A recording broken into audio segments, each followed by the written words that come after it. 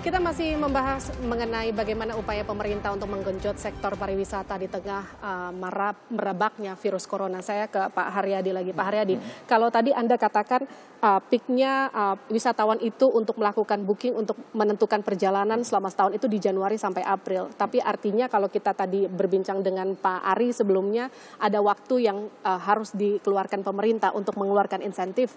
Seperti apa? Ya itu menurut saya. Jadi ini gini, kalau kita bicara ini dalam situasi yang seperti ini ya, saya masih melihat domestic travelers bisa menjadi tulang punggung saat bisa ini. Digenjot. Karena di 2018 itu domestic travelers kita mencapai 303 juta orang dalam satu tahun ya.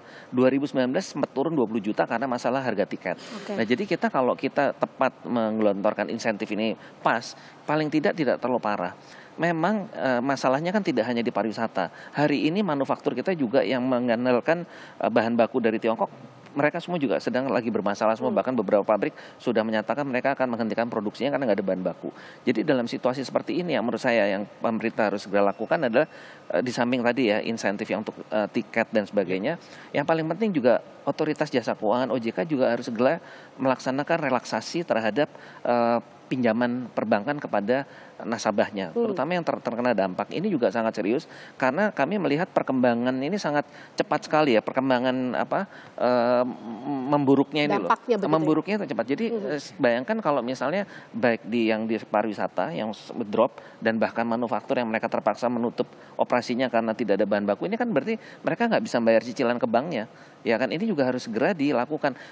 Saya rasa ini kondisinya membutuhkan perhatian ekstra dari kita semua. Langkah ya. Cepat begitu karena cepat karena kita ya? tidak bisa. Contohnya tadi barusan sebelumnya kan juga pemerintah Saudi sudah menutup untuk umrohnya. Bisa dibayangkan kalau ini nanti sekian lama itu bagaimana masyarakat yang sudah terlanjur membayar nggak ada refundnya seperti ini kan juga menimbulkan juga suasana yang juga kontraproduktif begitu ya. Jadi maksud saya ini kita harus serius melihat ini dan kembali ke masalah insentif.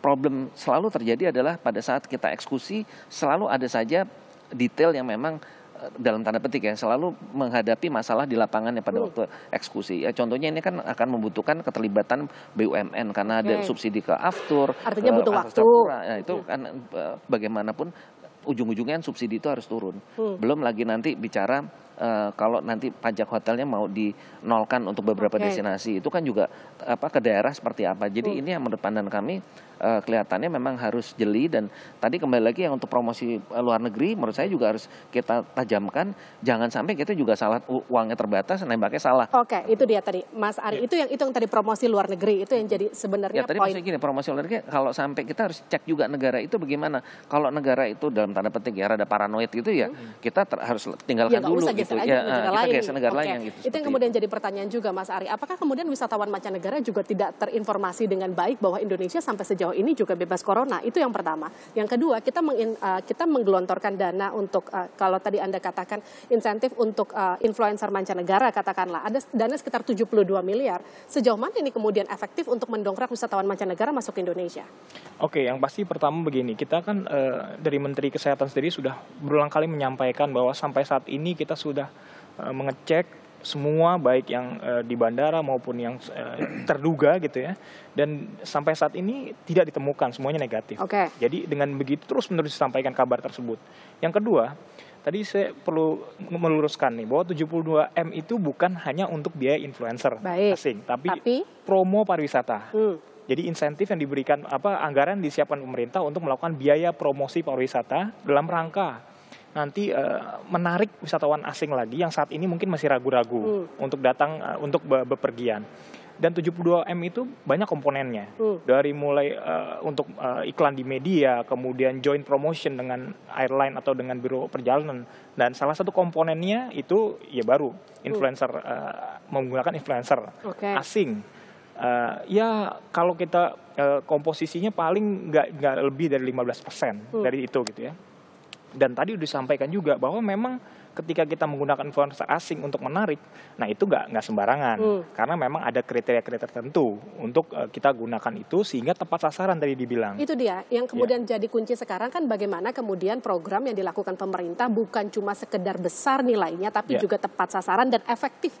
Paling tepat sekarang adalah bagaimana cepat membenahi, karena kalau kita bicara soal sektor pariwisata, tenaga kerja itu kan tidak bisa menunggu waktu. Mas Heri, efektif nggak sih program yang dilakukan pemerintah lewat Kementerian Pariwisata dengan menggelontorkan dana segitu besar? Iya, pertama adalah harus di mapping dulu ya, negara tujuan yang mau disasar ini tentu negara yang katakanlah memiliki kemampuan atau kinerja ekonomi yang cukup baik dalam beberapa tahun belakangan. Jangan kita promosi ke negara yang lagi krisis gitu ya, mungkin akan percuma gitu. Mereka juga keinginan untuk berwisatanya juga mungkin sedang berkurang. Jadi menyasar negara-negara yang memang cukup potensial ya. Contohnya mungkin Australia ya, yang dekat, kemudian juga mereka memiliki katakanlah antusiasme gitu ya untuk datang ke Indonesia. Kemudian negara-negara yang saat ini ekonominya sedang katakanlah tumbuh gitu ya, di atas rata-rata pertumbuhan ekonomi global. Nah, ini bisa dijadikan negara yang kita sasar gitu ya, untuk menjadi salah satu tujuan promosi kita gitu. Jadi pertama perhatikan kemampuan negara yang akan kita sasar gitu ya. Kemudian adalah ini tentu harus dilengkapi dengan upaya-upaya lain. Jadi kenapa jumlah turis wisatawan atau wisman kita kalah dari Thailand dan Malaysia? Ini kan salah satunya adalah karena faktor fundamental kita yang memang masih relatif masih kalah dengan negara dua itu ya, Thailand dan Malaysia. Jadi faktor-faktor yang selama ini masih menjadi kendala ya, contohnya adalah konektivitas transportasi di lapangan gitu ya, bagaimana konektivitas atau transportasi yang terintegrasi gitu ya, dari bandara kemudian ke tempat destinasi wisata, ke pusat-pusat akomodasi. Ini tentu harus membuat para wisatawan ini merasa nyaman dan aman. Oke, nah, Pak Heri, tapi kalau kita bicara soal bagaimana transportasi dan segala macam itu kan butuh waktu panjang. Betul. Yang paling penting dilakukan sekarang, kalau tadi kata Pak Haryadi adalah bagaimana kemudian langkah cepat pemerintah. Karena kalau kita bicara soal dampak virus corona ini menggenjot pariwisata, menggenjot juga yang kita targetkan adalah angka devisa negara. Itu kan butuh waktu, katakanlah ini harus cepat. Apa yang kemudian langkah cepat yang bisa dilakukan sekarang? Menurut saya nanti kita bahas usai jeda ya. Oke.